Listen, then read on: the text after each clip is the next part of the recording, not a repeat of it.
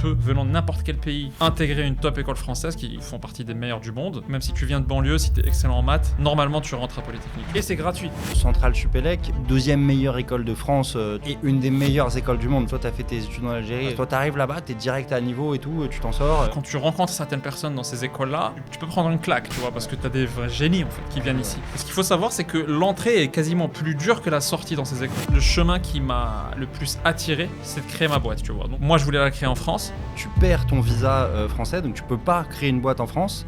Et c'est même compliqué de rentrer dans le salariat en France parce que t'as plus de visa. C'est encore plus difficile. Il n'y a même pas vraiment de titre de séjour pour le lancer ta boîte. Donc tu peux pas résider en France si t'as pas de boulot ou t'es pas étudiant. J'allais même pas pouvoir revenir. T'allais te faire expulser du territoire français, quoi. Aujourd'hui, 40 000 boîtes créées par an passent par Legal Place. Et on a créé au total plus de 100 000 sociétés en France. Beaucoup de gens se disent qu'il faut pas parler de son idée de business parce que on va te la piquer. Moi, je trouve beaucoup d'intérêt à en parler au max. Et donc, je me suis dit, ça m'exciterait trop de prendre le droit et d'essayer d'automatiser le droit. Je vais acheter une Rolex pour l'offrir à un client.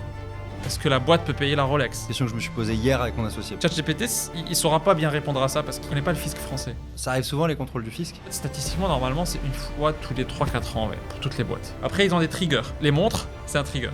Celui qui achète des montres via sa boîte, comme chez les particuliers, celui qui a une résidence secondaire, il est un peu plus contrôlé. C'est des gens très smart, le fisc, hein. C'est parmi les plus smart de France. Ah ouais?